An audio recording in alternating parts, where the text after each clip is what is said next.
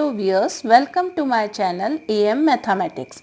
आज हम एक्सरसाइज 3.3 का क्वेश्चन नंबर 3 करेंगे। क्वेश्चन नंबर 3 है form the pair of linear equation for the following problems. मतलब प्रॉब्लम्स गिवन है, उनके लिए लीनियर इक्वेशन फॉर्म करनी है और find their solution bye substitution method, और सब्स्टिट्यूशन मेथड से उनको सिंप्लीफाई करना है।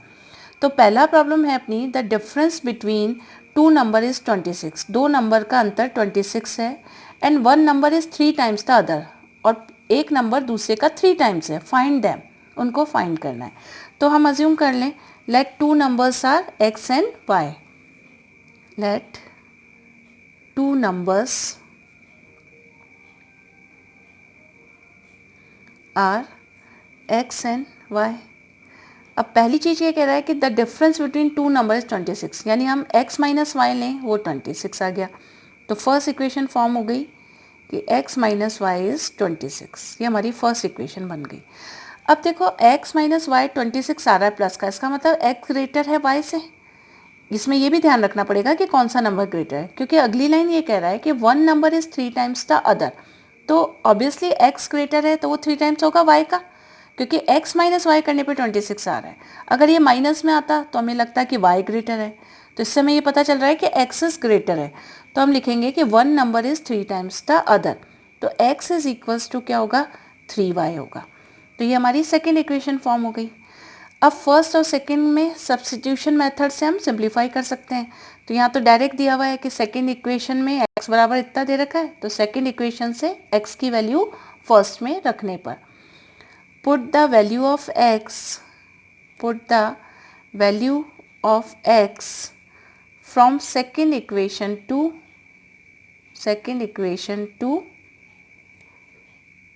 First equation. सेकेंड इक्वेशन से x की वैल्यू फर्स्ट इक्वेशन में रखने पर, तो x बराबर क्या है, 3y है।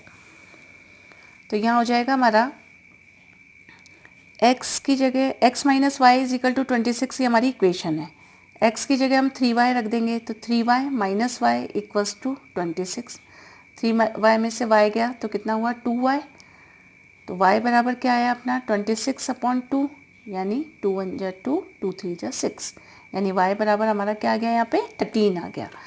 अब y की वैल्यू आ गई हमारे पास, तो x निकल जाएगा सेकेंड इक्वेशन में रख के, क्योंकि सेकेंड इक्वेशन थी x is equal to 3y। तो put the value of y in second equation में रखने पर, तो x बराबर क्या हो गया, 3y है, y की जगह हमने क्या लिख दिया, 13, तो x इज इक्वल टू क्या आ गया, 39 आ गया। तो हमारे पास दूसरी वैल्यू आ गई कि x इज इक्वल टू 39।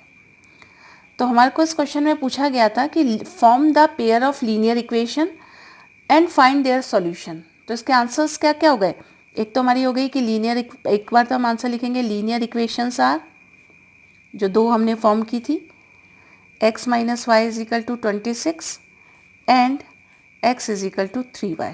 एक आंसर तो ये हो गया, ये हमारी क्या हो गई, लीनियर इक्वेशन हो गई।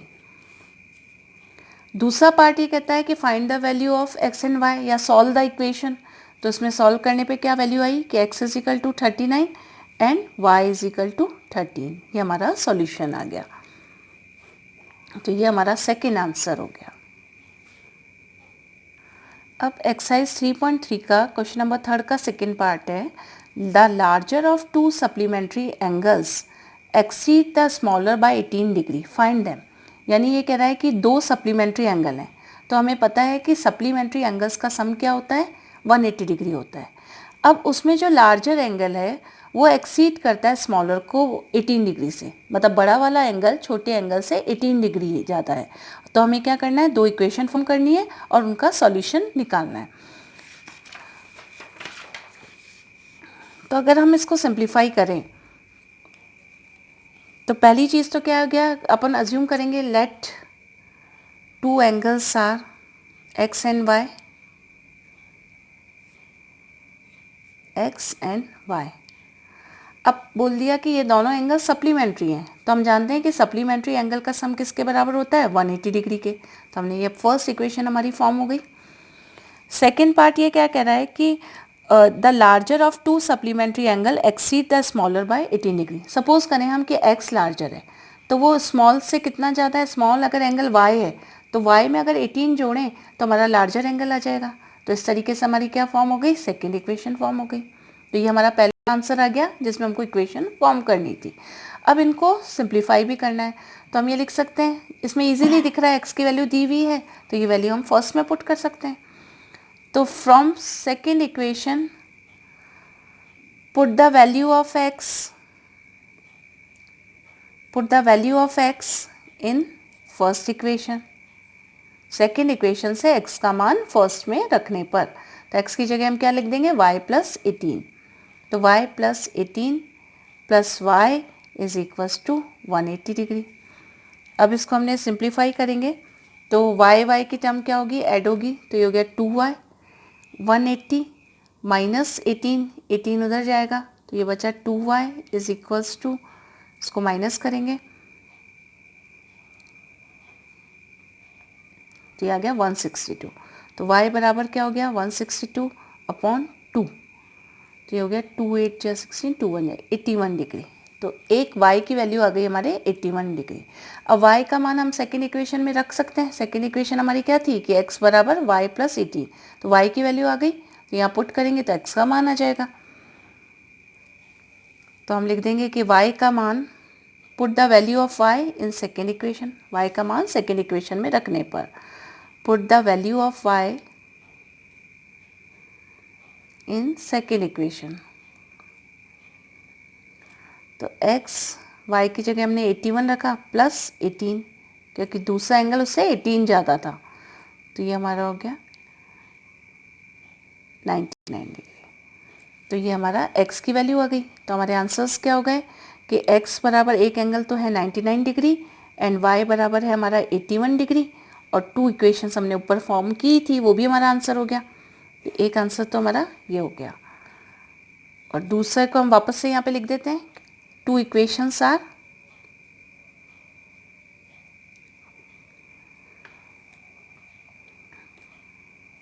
x plus y is equal to 180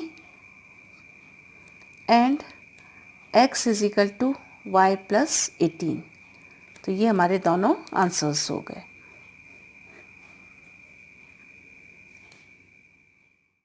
हम एक्सरसाइज 3.3 का क्वेश्चन नंबर थर्ड का थर्ड पार्ट देख रहे हैं। क्वेश्चन नंबर थर्ड का थर्ड पार्ट कहता है the coach of A cricket team boys 7 bats and 6 balls for 3,800 rupees. यानी कोच ने 7 बैट्स और 6 बॉल्स कितने रुपीज़ की खरीदी, 3,800 रुपीज़ की। Later she buys a 3 bats and 5 balls for rupees 1750, 1750। Find the cost of each bat and each ball. जब उसने 3 bat और 5 बॉल परचेस किए तो कॉस्ट आई अपनी 1750। अब बैट और बॉल के हमें यहाँ अलग अलग कॉस्ट पता नहीं है, तो हम अज्यूम करेंगे let one bat cost is x rupees, let one ball, bat और बॉल दोनों की करेंगे, one ball cost is y rupees. अब यहाँ हमने पहला केस देखा जब 7 बैट और 6 बॉल्स हैं, तो 7 बैट की कॉस्ट हो गई 7x और 6 बॉल्स की कॉस्ट हो गई 6y। ये मिलके कितने रुपए उसने को देने पड़े, 3,800 रुपीज़ उसको देने पड़े। तो ये हमारी फर्स्ट इक्वेशन फॉर्म हो गई। सेकेंड केस में हमने ये देखा, कि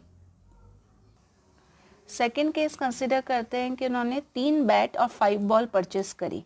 तो 3 बैट की कॉस्ट हो गई 3x, क्योंकि 1 बैट की कॉस्ट थी x रुपीज़, और 5 बॉल्स की कितनी हो गई plus 5y, that is equals to कितना पे करना पड़ा, 1750।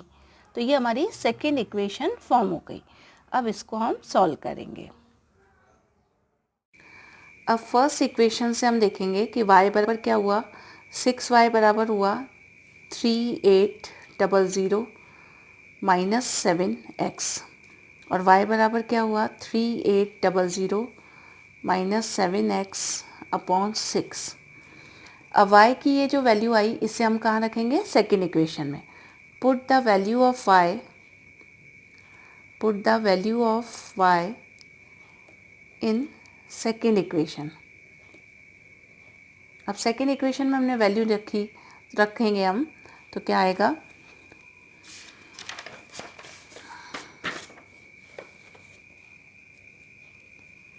ये वैल्यू आ जाएगी हमारी 3x plus 5y is equals to 1750 second equation थी, तो y की जगह हम क्या लिख देंगे 3800 minus 7x upon 6 is equals to 1750। तो ये हमारी इक्वेशन फॉर्म हो गई। अब इस इक्वेशन में इसके नीचे कुछ नहीं यानी 1 है, तो इन दोनों का एलसीएम लेंगे तो ये क्या आ जाएगा 6 आ जाएगा एलसीएम। 1 से डिवाइड किया तो 6 आया, तो 6 3 जा क्या हो गया यहाँ पे 18x। इस 6 से डिवाइड किया तो क्या आया अपना 1 आया। 1 से इसको मल्टीप्लाई करने पे कोई फर्क नहीं पड़ेगा। अब 5 से हम करेंगे तो ये हो गया प्लस 500 500 और इसको करा तो ये आ गया 19000। ये 19,000 आ गया। माइनस 7 5 जा 35x इज इक्वल्स टू 1750। अब इसमें x की टर्म कलेक्ट किया 18x और माइनस 35x माइनस होगा क्योंकि अपोजिट साइन है, तो क्या बचा हमारा 17x प्लस यहाँ पे आया 19,000 डिवाइड बाय 6 और ये इक्वल्स है 1750 के। अब 6 से हमने क्रॉस मल्टीप्लाई कर देंगे, माइनस 17x प्लस 19,000।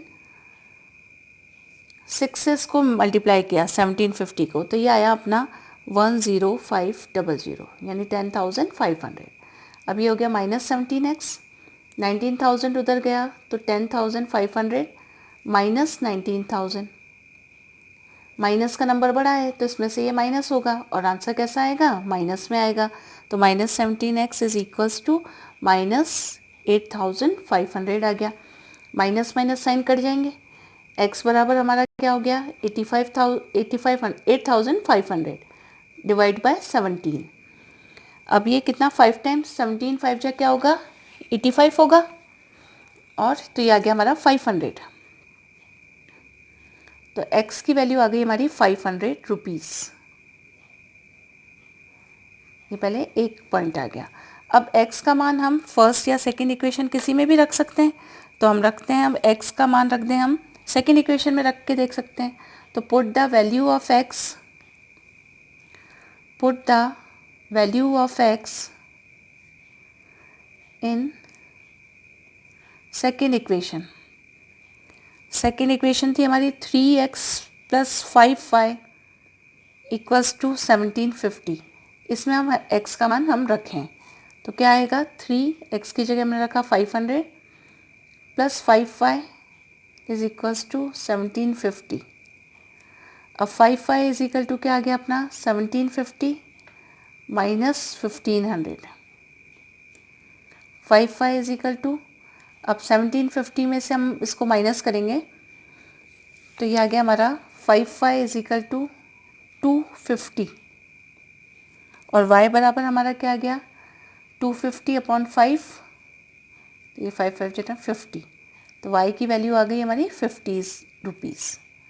तो हम हमने यहाँ पे x एंड y क्या माना था, x तो थी 1 बैट की कॉस्ट और y थी बॉल की कॉस्ट।